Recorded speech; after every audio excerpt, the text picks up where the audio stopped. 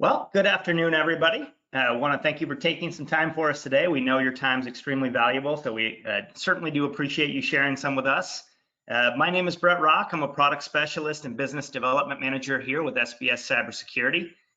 Very excited to walk through this program with you here for the next hour or so. Quickly, I'm excited for a few different reasons, actually. One, this is the launch of what we're calling our Cyber Showcase events. I've been doing these webinars for about 6 months now, and we've been working on branding them. You're probably familiar with our Hacker Hour. We do that monthly. This will be a monthly webinar series going forward as well, where we'll talk about some education around some different topics, but we'll also dive into some of the products and services that we offer, our track tool, and then certainly some new offerings that we'll have down the road as well. So please be on the lookout for that. We hope you'll sign up for those in the future as well. Also very excited to be joined by one of my colleagues for the first time. Usually this is me just yammering on for an hour. So today I've got Dylan Kreitzfeld with us as well. Dylan's one of our expert information security consultants. I'll have the luxury today of just asking Dylan some questions. He's going to be smart for about an hour, and I'll just kind of sit back and relax. So I'm happy to have him on board here as well. And then finally, we are very excited to be using this as an opportunity to certainly introduce our Incident Readiness Assessment. So while we will be spending probably the first 30 minutes or so of this presentation based off of some questions you might want to ask yourself to make sure that you are ready for a cyber incident, we're also going to be using kind of the back half of it to introduce that new offering and then take some questions that you may have surrounding what that might look like going forward. So lots of things I'm excited for here today. The big thing though, we want you to leave, our goal is for you to leave here having a better feel for, are you ready or not for a potential cyber incident? And I think that's a really important question, because right now a cyber attack is occurring every 39 seconds. That's the statistic, which means if we take an hour to go through things today, you could probably expect there to be about 92 attacks in that time frame. So again, lots of really great reasons to have a better feel for, are you ready for a cyber incident? So just to kind of talk through a little bit here, first of all, we're not sharing our cameras currently, so there are pictures of myself and Dylan, as well as our contact information. A little bit of housekeeping up front. We will be answering questions toward the end, so if you have them, please go ahead and use the GoToMeeting box that has been provided. Additionally, we do have handouts attached here, so you should be able to download this if you're interested. Certainly, you can follow up with me afterward for them as well. And then we would appreciate you taking a very brief survey at the end of the webinar today to help us understand how this went, things we can improve upon, as well as if you might be interested in some of getting some more information about the IRA going forward. So also, based off those pictures, that kind of looks like I'm a giant. I am not. That's the magic of forced perspective. In fact, Dylan was a former college football player, so he is considerably larger than I am. But Dylan, I'll give you a second if you want to introduce yourself really quickly. They say the camera adds 5 pounds, Brett, but pleasure to be here with you. Orange really is my color. Like Brett had mentioned, information security consultant. I'm involved on the SBS Institute side, run our security banking technology professional course, and then I have a little bit of a history in IT audit, network security, and help develop our Microsoft 365 security assessment as well. So I try to be a jack of all trades, a master of none, but excited to be here. Thank you. Great, thank you, Dylan. All right, so let's just talk the agenda quickly. We're going to start with introductions, which we're almost through. I'm sure everybody's grateful for that. I'm going to do a really quick introduction to SBS for anybody who's not familiar with us and kind of our philosophy when it comes to information and cybersecurity. We're going to go through a top 10 list of questions that you should be asking yourself to determine, are we ready for a cyber incident? As we're going through those, Dylan's going to take a few moments on each of them to just kind of talk about why it's an important question. We may talk a little bit about what the answers you might want to have, but more than anything, we just want you to be able to understand what those questions are and why they're important for you to be able to answer. Dylan is going to go through kind of the scope of the Incident Readiness Assessment, and then we'll wrap things up with some question and answer, some takeaways, and then we'll all say our goodbyes. So again, a lot of stuff to get through, but we're really excited to do this with you, and thanks again for joining us. All right, so quickly, SBS Cyber Security. For those of you who are have worked with us in the past, certainly we really appreciate that. We greatly value those partnerships. For anybody on the call who has not worked with us, we certainly appreciate you being here, and we look forward to the opportunity to work with you in the future. But I do want to kind of just quickly spell out what we're trying to do as a company. And really what it comes down to is we want you to understand your risks as it pertains to information and cybersecurity, so that then you can help make better decisions going forward. That's really what we're trying to do. We want you to be compliant. We absolutely do, and we can help you do that. But we do want to take it a step further and also give you the information that you need to make the best decisions possible going forward. You know, I've been doing this for going on 8 years now, and in that entire time, I've never had anybody tell me, hey, Brett, it's great. We've got a blank checkbook when it comes to information and cybersecurity. We can do whatever we want, whenever we want. My guess is there are no outliers on the call here today. So that means you have a budget you have to adhere to. You have limited resources with which to deal with this. And the only way to really do that and to make sure that you're making the best decisions possible is to have that data to drive that decision-making process. So again, that's what we're trying to do. We do that by looking at your people, your processes, and your technology. We talk about assessing the risk in those areas, implementing controls in those areas to mitigate the threats, auditing those controls, and then finally educating. And I don't just mean that in the sense of security awareness training or board training, although certainly we do that. But what I mean it more as is, again, educate you in terms of where your risks are, where your strengths are, where your weaknesses are, so that you can address those in the best possible way. And I think as we go through, or as Dylan goes through rather, the Incident Readiness Assessment scope, you're going to see how that really fits into what we're trying to accomplish here, because we are going to talk about assessing risk there, the controls you have in place. We won't necessarily audit the controls as part of that, but we certainly will educate you around where your strengths are and where your weaknesses are in your incident response program, and kind of all the different pieces that surround that. We talk a lot at our company about being passive or reactive versus being proactive. So we kind of have what we call our readiness continuum here. I just want to talk a little bit about this. On the left-hand side, you've got the compliance-based mindset. That's the passive or the reactive. On the passive side, that's going to be the mentality of, we're going to do the bare minimum, right? We have an incident response plan. What more do you want, right? We're checking the box, we're doing the bare minimum, and we're going to hope we get by. And for some period of time, that might work, right? It's not uncommon if you don't have some sort of event, or you don't get dinged by an examiner or something like that. It's not uncommon for that passive mentality to work for some period of time. But what it also does in a lot of cases is it lulls us into a false sense of security. We think we're prepared for what's coming, but we don't really have any idea until it actually happens. And then we move into the reactive phase. That's the uh-oh phase, right? There's been a breach, ransomware, so a bad examination, some other business disruption, and suddenly we're scrambling to figure it out on the fly. We didn't plan for it, we haven't prepared for it, we haven't budgeted for it. So on top of all the other negative consequences that we're facing, we have a lot of fear and stress and anxiety that frankly nobody needs more of in their lives at this point. As we move over to the risk-based side, that's where we get to more of that proactive mindset. That's what we're trying to get you toward.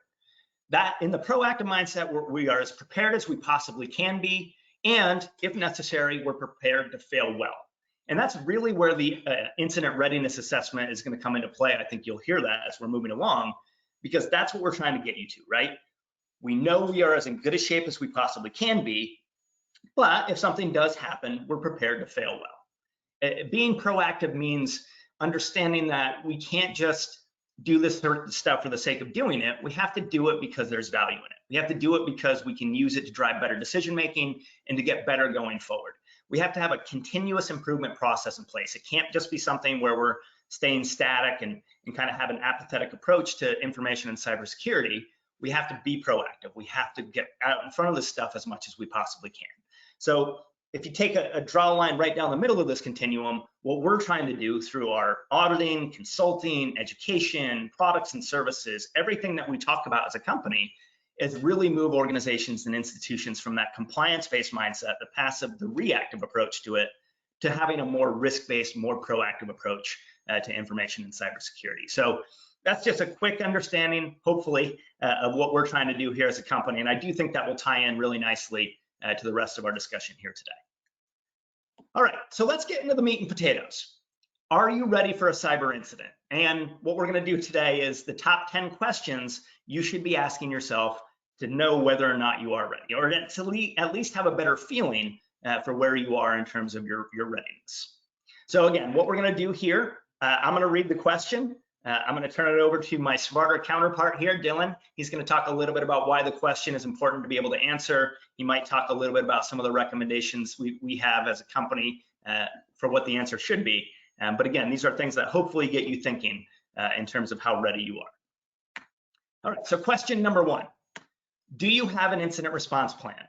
And if you do, what does it look like? And really kind of, how was it created? What does it include? And how often it's updated? So Dylan, why is it important to have an incident response plan, first of all, and then to have a good feel for what it actually looks like? Right. So kind of the example I like to use when talking about incident response plan is tying it back to baking a cake, right? So you might have a recipe to bake this delicious cake, but if we're doing it offhand and we're not using that cookbook, well, why are we even having it in the first place? Really the important thing we want to ask ourselves about our incident response plan is it going to help us minimize damage? Can we turn it into a document or a plan that can actually be useful?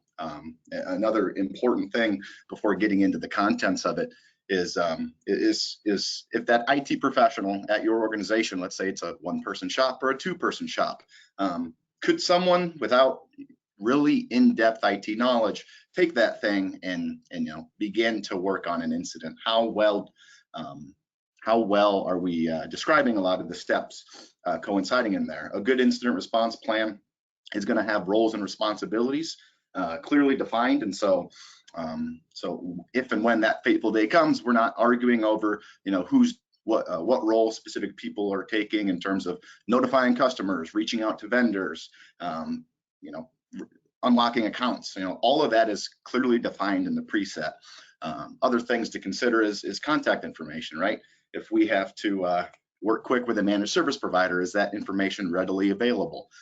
Real good procedural components, again, outlined so that it's very clear, right? So whether it's an email compromise, ransomware, denial of service, we can kind of piecemeal, and not every attack's going to be created equal or follow the same scope, but generally speaking, we should be able to create procedures in place that are going to outline the response steps clearly. And then, finally looking at things specific to your organization, like key risk indicators or your threat intelligence, right? So if a specific event happens at your organization, let's say a domain administrator account is added, is that usual, or is that going to trigger an alert and then, proceeding escalation? So really the principle of what you should be asking yourself about your incident response plan is not only do you have one, but do you have one that's going to work for you if and when that day comes, like that cake recipe.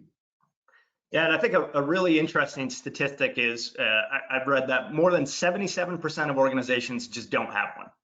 So what would you say to somebody if they said, they're sitting there saying, we don't really have a formal incident response plan right now?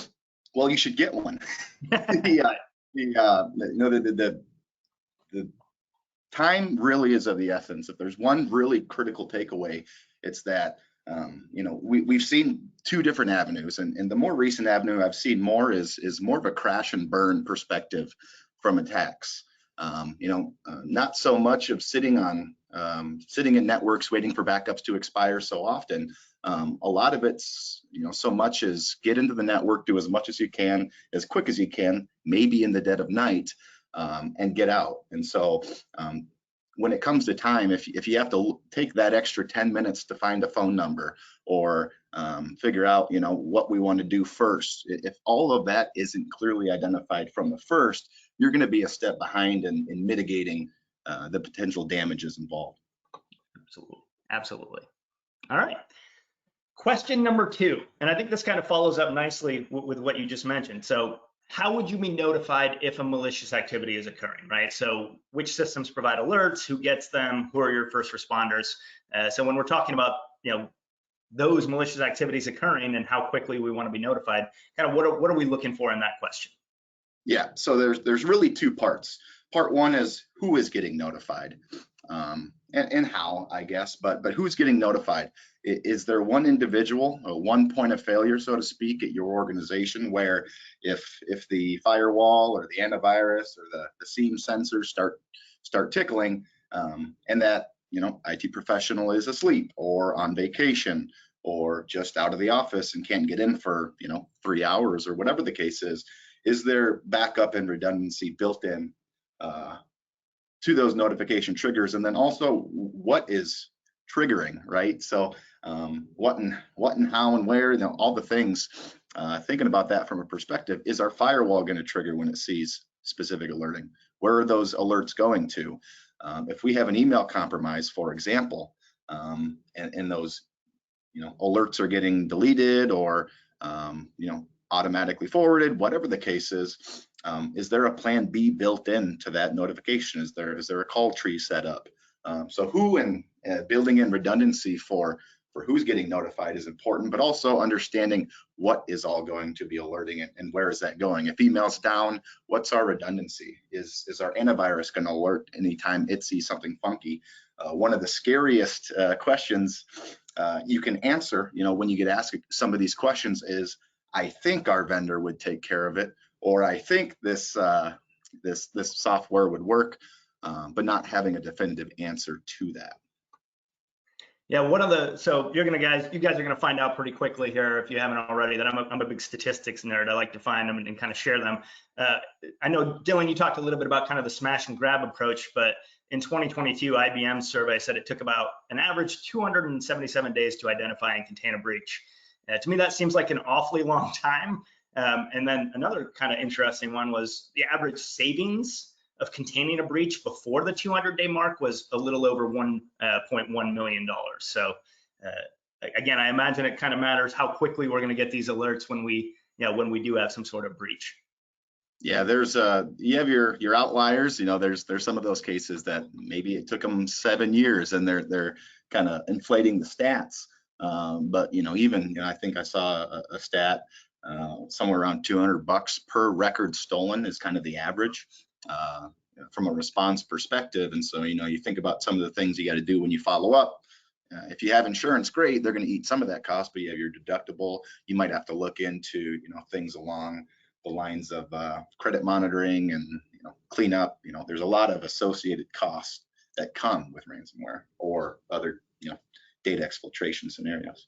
So I guess you would probably agree, though, that the quicker we can be notified and the quicker we understand what those notifications and those, notifications are, kind of the better, right? Yep. Time is critical will be a common theme going through today. Perfect. All right. Question 3. How often do you test your program?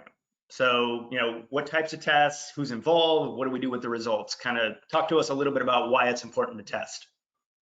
Right. So Brett had kind of mentioned earlier, we look at protecting information through 3 facets: people, processes, and technology. And they all have their own kind of tailor-fit ways to go about testing, right? So we're going to test our people a little bit, then we're going to test our firewall. We're going to test our policies a little bit different, then we're going to test our people. And so building a robust testing program is going to be an integral part of any, you know, cybersecurity defense.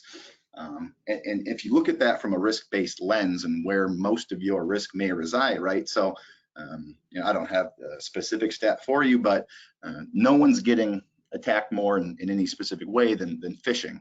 And so if you think about it through a risk-based lens, if you're getting, let's say, just by and large, 1 phish a week, but you're only testing on an annual or every 18 months or every couple of years, you know, is that appropriate? And the same goes, you know, if there was a really bad stretch of Exchange vulnerabilities in the past year or so, you know, from a vulnerability assessment standpoint, if we're not proactively testing the security controls related to that, same deal. And one way that any organization, no matter how big or small, can go about testing on your own or with, you know, a third party is just simple tabletop testing. So pulling out your plan, creating some fictitious scenario, you know, a business email compromise, a ransomware, and just walking through what your response would look like. Doing that regularly can provide a lot of value. And if you're honest with yourself, you'll almost always find some gaps, some holes, some improvements that we can do. So to tie back into that risk-based approach, where does your risk reside? And I'll tell you how often you should test. Absolutely. Yeah, I was again, statistic nerd, but the average IBM, their survey this year said the average data breach savings at organizations with an IR team that tested their plan regularly versus those that did not was about $2.66 million. So obviously that number is probably inflated by some really massive breaches and things like that. But I think it goes to show that if you are testing your program regularly, and again, there's different ways you might describe what regularly is. But if you are testing, you're being honest with yourself, which I think is critically important. And then using those results to obviously update your program, right, Dylan? Right. It's the circle of life, so to speak. So we develop processes or technologies or controls, we test them and we improve them, and then the cycle continues. It's a never-ending task because the threats we face are constantly evolving and never-ending themselves. There's if you just look at the FBI crime reports, or a lot of different data out there. For example, there was a big iOS update that just got released. People think of Apple as being, this unhackable juggernaut, but it's a constantly evolving threat, and thus our testing program and controls behind it need to be constantly evolving. Great. All right, question 4. And you kind of touched on this a little bit already, but which vendors would you need help from in responding to an attack or multiple attacks? And again, kind of, who do we need to call? Do we have a digital forensics company? And then we're going to talk about cyber insurance in the question in a little bit, but it's obviously important to know if they're approved or not. So why is it important for us to know which vendors and how we would contact them if we needed them? Right. Again, a question that there is no one-size-fits-all approach. It's going to depend a little bit on how your IT infrastructure and cloud deployment is set up. But by and large, if you work with a managed service provider and you don't have them on speed dial to some degree, that's one factor that should be in your plan. Law enforcement agencies are always good. We'll get into some of the legal or regulatory pieces in a bit, but also, from a legal perspective, when you get into the gray, murky waters of data breach law, you're going to want some type of legal team at hand that you can reach out to get some consulting on. If and when that day comes as well. So there's the legal aspect of it, but yes, we'll touch on insurance and digital forensics piece. But one question you can ask yourself is if there's a data breach and you need a forensics company, is your insurance providing that? Is that something you need to have set up beforehand with some type of retainer? So a number of different organizations based on the individual environment, but there's never I've never had a client that I worked with that said, well, we shouldn't have them on our incident response plan, because you just never know. So managed service, depending on where your data sits, is another interesting component too, right? So if you're housing data with a data center, third party, that's another one where whether it's your data breach, whether it's their data breach, understanding the complexities within that engagement as well. So no shortage of people that may be on our list here. Yeah. And just having the ability to get a hold of them quickly, right? It's part of our incident response program. We've got contact information. We know this is who we would need to contact, so we can, even if it's the dead of night, we know this is who we need to talk to. And one other consideration that I was maybe going to bring it up later, but do you have specific SLAs in place with vendors if and when that day comes, right? So if you have a managed service provider who would be in charge of cleaning or eradicating or mitigating your cyber incident, if there's not a contractual agreement that they're going to help you in a said time frame, again, that could be the difference between maybe getting access to account but not getting much else, or having full-scale ransomware. So another important consideration there. Question 5. Under which circumstances are you prepared to escalate an incident? So basically, when do we need to start telling management or a board, if you've got one, about an issue that's occurring? So in terms of this, what are we trying to accomplish? Right, so this one's really about finding an appropriate response. If Brett and if you and I were on a shrimp boat together, if the line breaks on the fishing rod, I wouldn't expect you to come over, leave the captain's station and let the thing drive itself. I'd probably handle that myself. Well, if we struck an iceberg and and we started sinking, I'd expect us both to grab some buckets. And so when it relates to cyber events, it's important to build an escalation strategy that's appropriate as well, whether it's something as minute as, a user account got locked out, right? We're not going to involve the FBI or the board of directors on that. Alternatively, we need to make sure we have the correct people in the room if and when a situation arrives is where we need to start including management to communicate to the media, communicate to the public, communicate with law enforcement, regulators if that's your deal. And so understanding and triaging where specific incidents fall and getting the right people in the room to make sure that maybe not all hands on deck each time, but the right amount of hands are on the deck in our shrimp boat scenario here. So yeah. I mean, another just statistics quickly, it's $17,700 are lost every minute due to a phishing attack. So it's kind of to some degree, a time is of the essence thing here as well, right? We have to have that built into we have to have some idea of when we're going to escalate an incident in our program, because we don't want to be guessing every time something happens. Is that fair to say? Yeah, we in a perfect world, we'd have it kind of triaged out to where, depending on the specific attack or something very like it, we're able to act quickly, get the right people in the room, get the right people on the phone, and immediately kick off to save as much time. Again, if we need to track down Bill, who's the only one that is an administrator on a specific system, think of it as the longer we're waiting, the more money we might be losing or costing us. Absolutely. Question 6, and this kind of ties into that a little bit. So how do you know when to report to legal, or for those of you on the call who are reporting to regulatory bodies, how do we know when to report kind of upstream that way? Well, it's two-pronged there, depending on your organization or affiliation. Banking has their own GLBA requirements, healthcare has their own HIPAA. If we look into the specifics for each state is where it gets a bit more agnostic. Each state's going to have their own data breach requirements. I know a little bit about South Dakota, so I can speak to that one.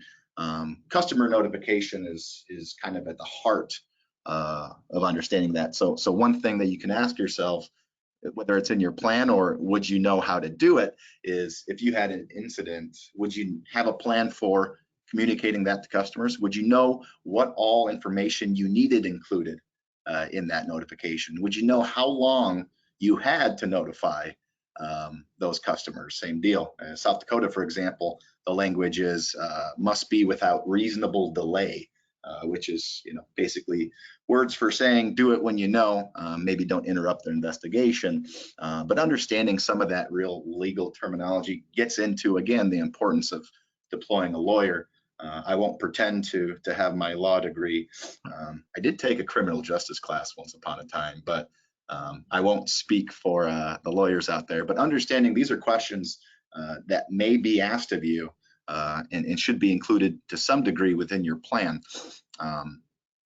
One other good consideration and story that really kind of frightens me is there was, I don't know if it was last year, but there was an information security officer actually prosecuted for essentially burying a pretty large scale data breach. And so understanding the risks associated both with your state and, if necessary, your regulatory body should be defined in your incident response plan, clear as mud.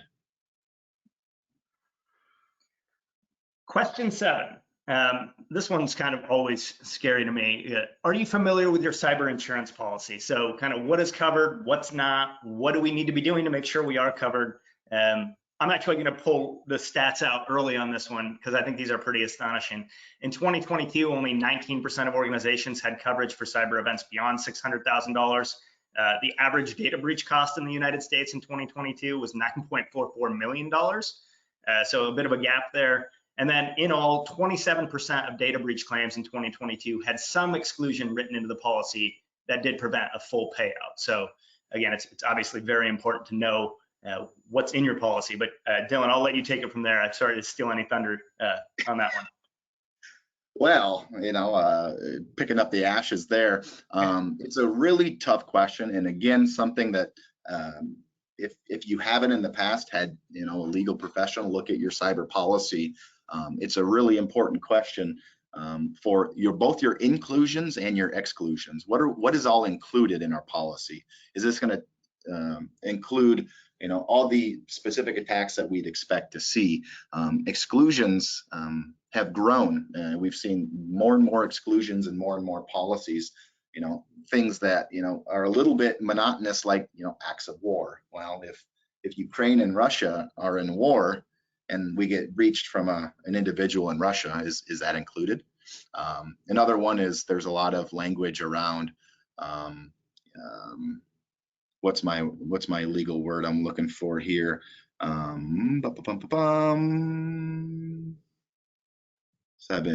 Negligence. That's the one. It took me a minute, but if there's specific riders in there around negligence, well, is negligence defined as someone clicking an email link?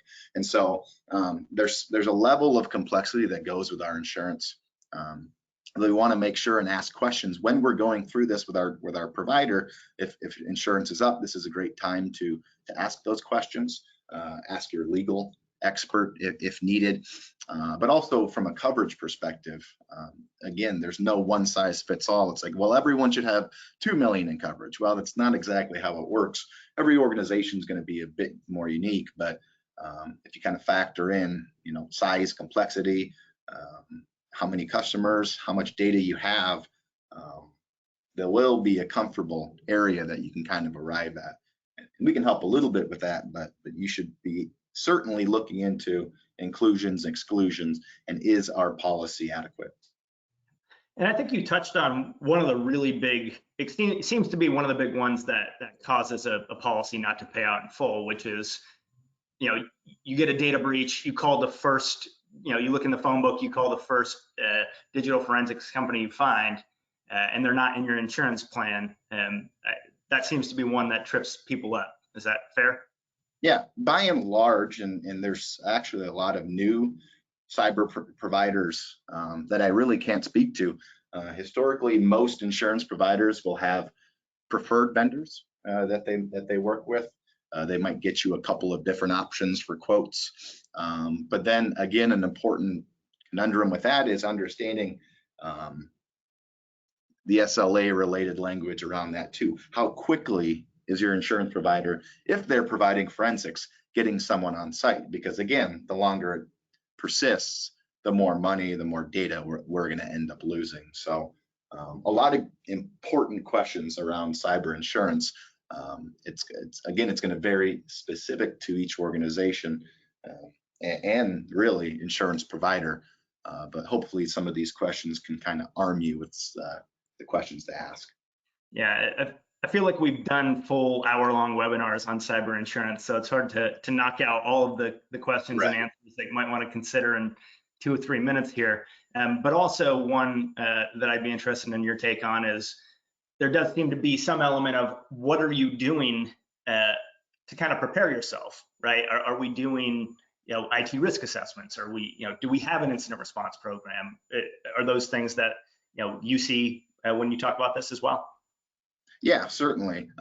One common thing that a lot of insurance providers will do is an attestation of specific controls. By and large, we see, well, put multi-factor on email, maybe put multi-factor on domain admins, and imploring you to have some of these really baseline controls in place to lower the risk threshold associated with coverage. And again, from a risk-based approach, we look at what are the most important assets in your organization? Well, our risk assessment should be able to provide us that. If we look at our most weighted controls, our risk assessment should be able to tell us that.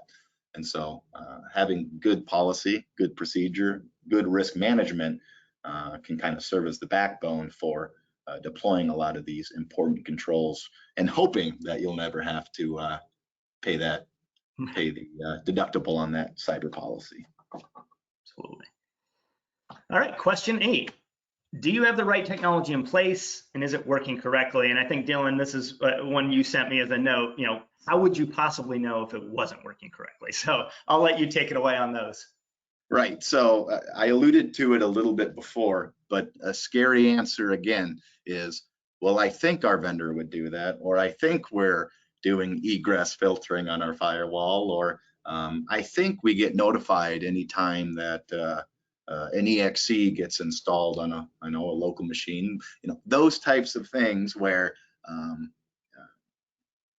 a lot of times when a product gets set up, it's meant to work and play well with the rest of the environment, but are there configurations in place for whatever sake that we might have missed, right? Is there specific things in our antivirus that we don't have enabled? Is there specific rules on our firewall that we should have, or maybe we didn't know about it, right? So if you're in charge of the IT at your organization and you don't understand the firewall rules, well, what good is reviewing them quarterly if you don't understand what they're saying? So the important consideration here is, and really is a good plug for the assessment itself, is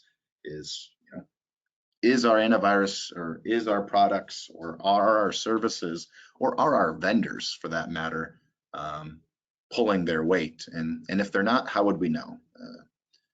Perhaps there'd be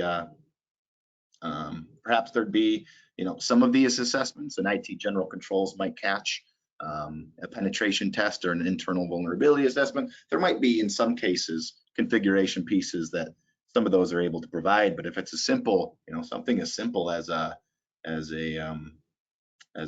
group policy object on a domain controller, or as simple as a button that's not toggled to protect against specific ransomware strains on your antivirus solution, those are the things that you can't know unless you know, right? And you look into some of those things. So it's a loaded question, to be sure, because it's hard to know what you don't know. But would you know the questions to ask to identify that? And there's a number of different ways, but I think a summation of that is, and I think we see this with some customers we've even worked with in the past, is we can buy all the technology in the world, but if it's not working the way it's supposed to, and we don't know how to make sure it's working the way it's supposed to, it doesn't do us any good. Right. And a really good example of that is Microsoft 365, right? Out of the box, from a configuration standpoint, that thing works great, but it's not secure in really much capacity at all. It takes a lot of specific configuration. Any endpoint solution, any SIM or log management system is going to be largely the same. It's going to depend on some of that technical expertise that maybe managed service providers did a good job, maybe they didn't, but would we know? All right, question 9. Is your institution capable of containing and/or eradicating an attack or multiple attacks? So basically, do we have the people in place or the relationships required to fix things? And again, just a quick stat before you jump in here. 54% of companies in a survey last year said that their IT departments just aren't sophisticated enough to handle cyber attacks. So more than half, right? So I think it takes a lot of courage to admit that's the case. You're not necessarily saying we don't have a good IT department or they're not capable, but this is a big task, obviously. So why is it important for us to know this heading into things?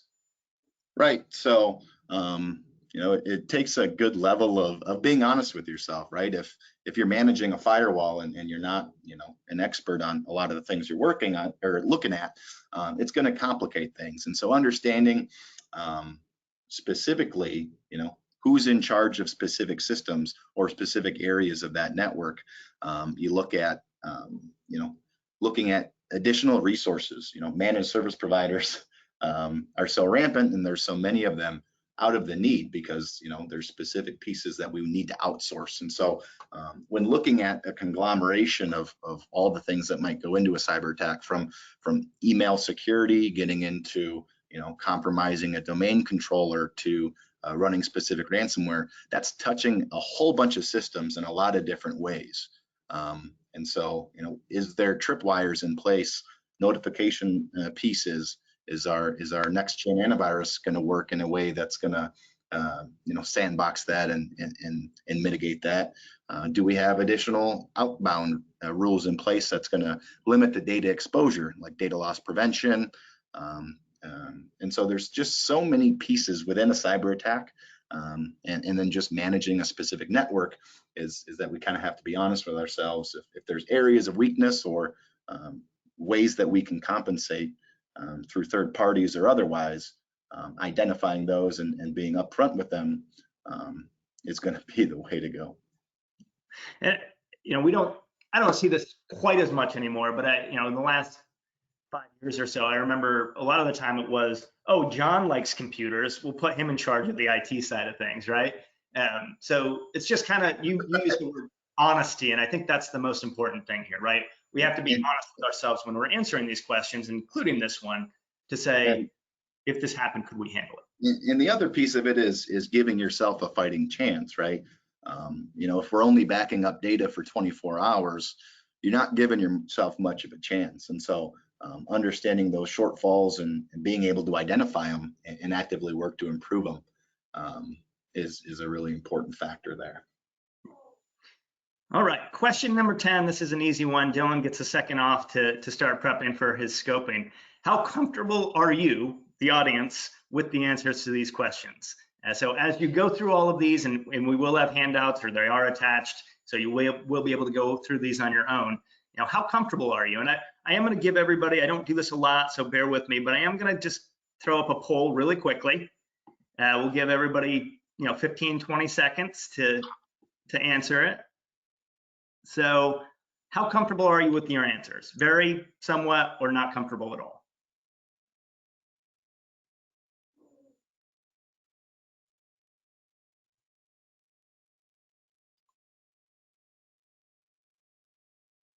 Getting a lot of people in the somewhat comfortable. We're about 75% there right now. So I think, again, I think that demonstrates a lot of honesty in answering these questions. So give everybody a couple more seconds here.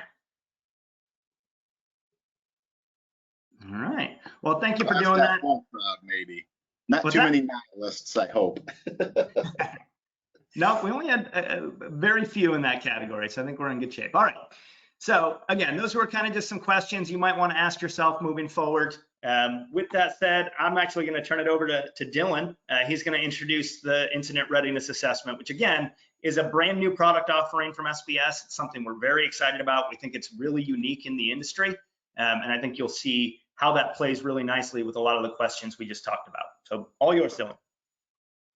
Thanks, Brett. So to get a little bit into what exactly this kind of service or offering is covering, it's at its bones quite simple, and it was born out of really the post-incident consulting piece where we'd have organizations reach out and say, hey, we suffered a data breach. What are some of the things after the fact that we can do and to make sure it doesn't happen again? And so from that, this was kind of born, and preparation, detection, analysis, containment, eradication, and then post-incident, kind of the core pillars of what this service offers. That's not invented by me. That's a NIST principle, but it's really in school there was a presentation I remember, the look, listen, and live, how not to get hit by a train. Well, this really covers how can we avoid a cyber incident at its bones. Preparation, we're looking at, what are our defense capabilities? What are our procedures in place that can bolster just from the outset? Detection and analysis, we're going to look into a lot of the questions we hit on, and it'll be a common theme. Those 10 questions kind of tie in well with our assessment, but what all is being included in our logging and alerting? Is that adequate? Who's part of that alerting piece? The containment and eradication piece, they're looking into, what tying into an incident response plan, but is that covered by a third party? Is that covered by the IT team? And then post-incident, right? The cleanup, the notification, the reaching out to regulatory or legal bodies, whichever the case is. So we're kind of looking at it from a 4-pillar perspective in ways that we can really, at the end root of it, is prevent your organization from being that next statistic. Our work plan is quite robust. What I really wanted to do is highlight some of the high areas and get into some of the things we're looking at in this assessment. And it all really starts with discovery. In order for us to give you a true risk-based analysis of your environment, we need to know what's in it, where that data sits, whether that's internally, whether that's in cloud applications, whether that's in Azure, Amazon, wherever. We need to understand what kind of data you're using and where it sits from a discovery perspective. We want to look into backups, access control, and infrastructure, a whole bunch of different ways. And so we clicked through a little bit. Sorry. So hit on discovery. Backups, obviously a critical component of recovering from an incident. How frequently do you back up? That's and what's your retention on that? The argument I often make for data backup is if you tell me how quickly you can identify an incident, I'll tell you how long your backups need to be, right? So it's a cost-benefit analysis. Perhaps if our detection capabilities are a bit lacking from an alerting perspective or a monitoring perspective, we might need to look at additional backups. And that's something we want to help weigh with you during the assessment. Are you backing up all the data that you need? And then maybe most importantly is how are those backups accessed? We want to dive into that, identify where they sit, how, if I got into your network, could I get into them at your auxiliary locations or whatever the case is. So backups are a really integral part of protecting you from maybe not loss of data, but restoration of data. And we want to dive in deep and take a look at that. On the access control and infrastructure, this is perhaps one of our more beefy areas that we want to look into, and I couldn't dare get into everything, but access control is going to be an integral part of any compromise. Almost to a T, we see a very similar strategy for a lot of the ransomware cases we work and a lot of the email compromise cases we work, kind of the two big hitters going on right now in the 2023 environment. And so looking at it from not only from an end user access, but from an administrative access control perspective, are the controls in place appropriate? Where can we get to data from? Are there specific IP restriction requirements, multi-factor? Is it user pass? Are we still using security questions?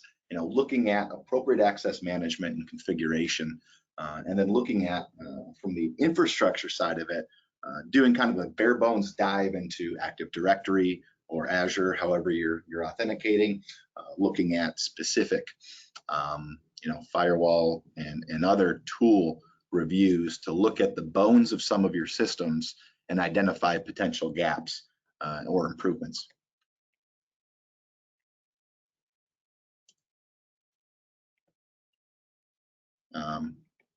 Every organization in America has email, and if the last month or two has taught us anything, it's that it's probably one of the more rife targets for compromise.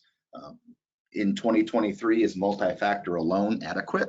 Well, you could make the argument that it's not, but taking security from an email security from a layered perspective, from the emails and filtering that gets in to how email is accessed, what type of attachments we might be allowing, the training program in place for end users in identifying potential phishing, and then getting into some of the data loss prevention pieces of that as well, right?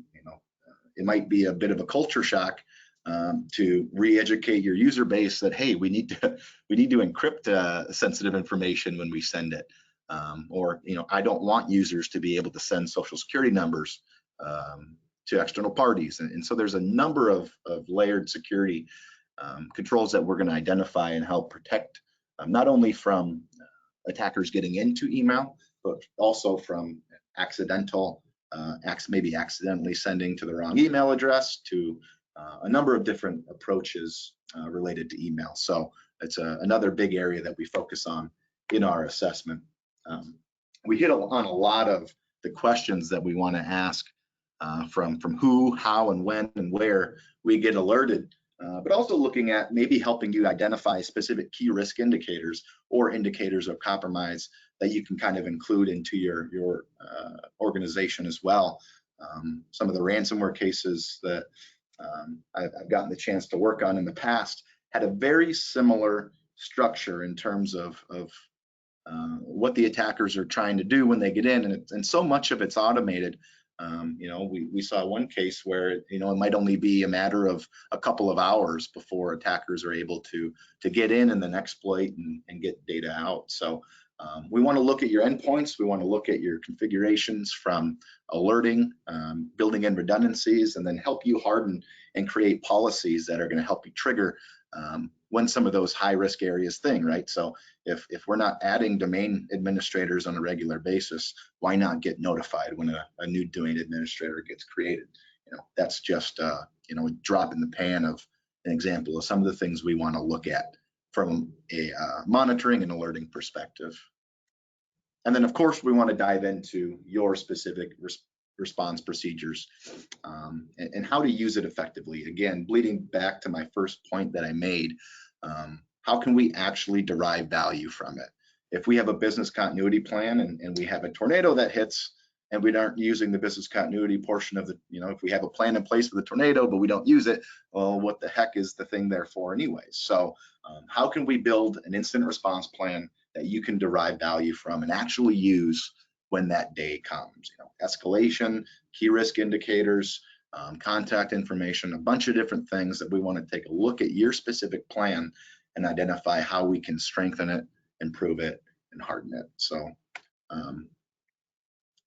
again, we kind of hit on a little bit earlier, but we want to look at your insurance policy again and give you some visibility into your coverage options. Is your coverage adequate based on your organization? You know, without diving into each organization, it's tough to give you a ballpark figure, right? So identifying specific inclusions, and if we don't have the answers to specific items, we can at least give you some wherewithal to bring to a legal team and say, hey, or bring to your insurance provider and say, hey, if XYZ happens, which it happened at 5 other places, well, would we be included in our coverage? So I hit a little bit on in-depth tool review. We certainly want to cover things related to change management. I'm running short on time here, but one really common finding in SOC reports, if you live and breathe vendor management, you'll see it, but you know, access control around employees coming and going, whether it's physical access, domain access, web application access. We want to dive in a little bit to that and identify how well you're doing and potential gaps that you might have in that area as well. Who's responsible for making changes or updates on the network? So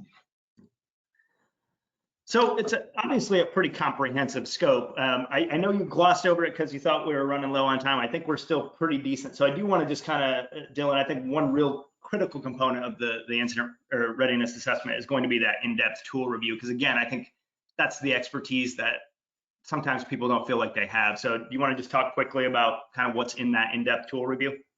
Yeah, so we're looking through actual configuration pieces of your antivirus, of your firewall, of your SIEM, whatever you might have in place. And we're not salesmen, right? So I'm not going to come in and tell you, hey, you need to get this product because it's great.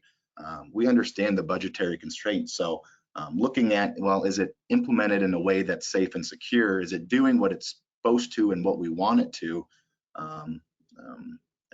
based on, you know, your specific tools within your specific budget? So whether that's a free version of McAfee or a product like Arctic Wolf or CrowdStrike or, you know, all of the big name brands out there, we want to kind of look into that and identify for you where some of those gaps might be in the deployment of specific areas, firewalls included. Great. Absolutely.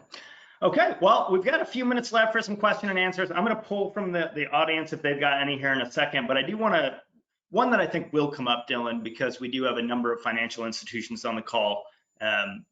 one question that'll probably arise is if I'm already doing an IT audit, so I'm regulated, I have to do an IT audit. Is this something that can replace it? Why would I kind of do both of these things? Kind of what's the difference and why is there a benefit to, if you have to do IT audit, why would you also do this? Right. So the general component of an IT audit is going to focus on governance and compliance with specific policies, procedures, standards, regulation, those types of deals. How an IRA or Incident Readiness Assessment really differs is looking at the specific components related to a cyber attack, right? So if you're about to get robbed, let's say if you're a shopping mall, and all the stores around you have been robbed in the last 5 nights, what would you do to improve your chances that you didn't get robbed, right? Maybe plate glass windows, security system, those types of things. And so it's really focused for any organization that wants to really strengthen their readiness for defending against a cyber attack. So I guess, again, just kind of summarize and feel free to correct me if I'm wrong. They're both important, right? The IT audit is going to really look at policy and procedure and technology and things like that. Basically look at what we're saying we're doing, making sure it's adequate, making sure it's doing the things we need to be doing. Whereas this can kind of complement the IT audit and really helping you get a better feel for the cyber incident side of things and how ready we are in the event something were to occur. Is that fair? 100%, yeah. There's certain pieces that we're not going to cover that an audit would do a really good job of from a governance and other technical or areas within your information security program. This is just a potential really good complement for some of those other pieces that you might already be doing, like a pen test or a VA or an audit. So what type of organization would benefit from an incident readiness assessment? And again, just harkening back to my statistics side of things, we know that more than half of cyber attacks focus on small businesses. So anybody who's sitting there today saying, look, we're safe, nobody's going to come after us, we're tiny, more than half of attacks are on small businesses, and 60% of them statistically go out of business within 6 months of the attack occurring. So, kind of, is there any industry? Is it kind of broad? Who would benefit from something like this? Truthfully, anyone with an internet connection, but in kind of a real sense, if you have specific data worth stealing, it's a good thing to look at. We get calls all the time from small businesses who, why would an attacker want this specific information? But really, when you think about from a defensive perspective, some organizations or some industries are going to be a bit more hardened. So if there was a service that could tell you, hey, these are the things that you can do, no matter how big or small you are, that are really tailored at the modern attacks that we're seeing on a day-to-day basis. If there was an offering around that, that's a one-size-fits-all, right? There's specific ransomware isn't specific to banking or hospitals or small businesses.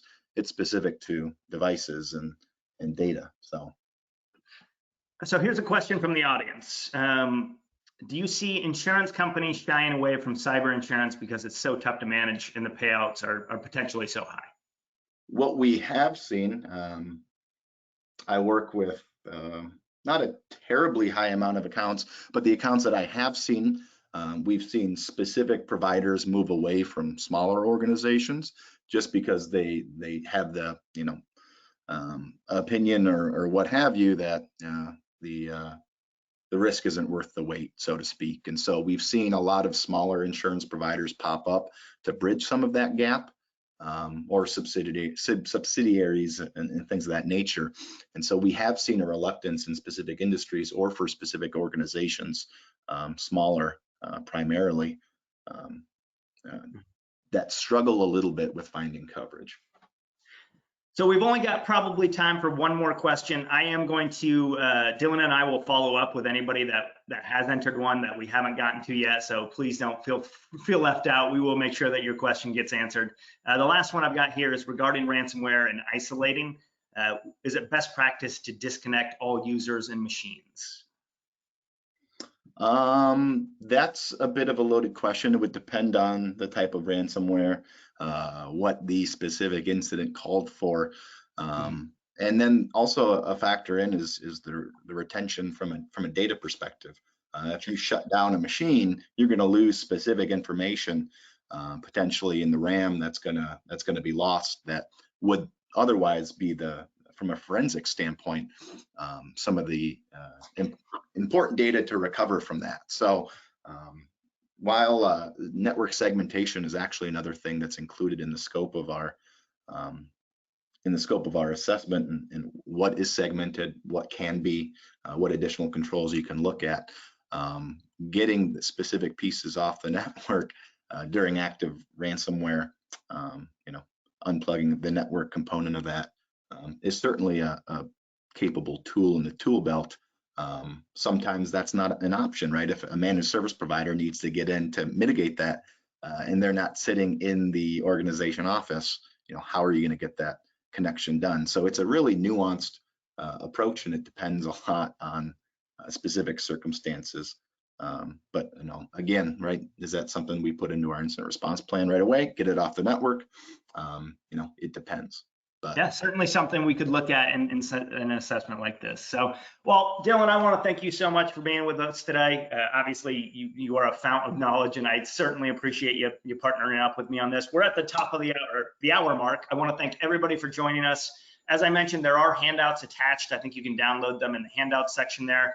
Anybody that asked a question that we did not get to, we will certainly follow up with you. Please take the survey at the end here. We really do appreciate it. And then going forward, we would love to see you on these in the near future. Again, this will be a monthly webinar cyber showcase where we talk about a new product, service, or some of our other offerings as well. So thanks again, Dylan. Thanks, audience. Thanks, everybody. We really appreciate it. And we hope you have a great day. So thank you. Thanks.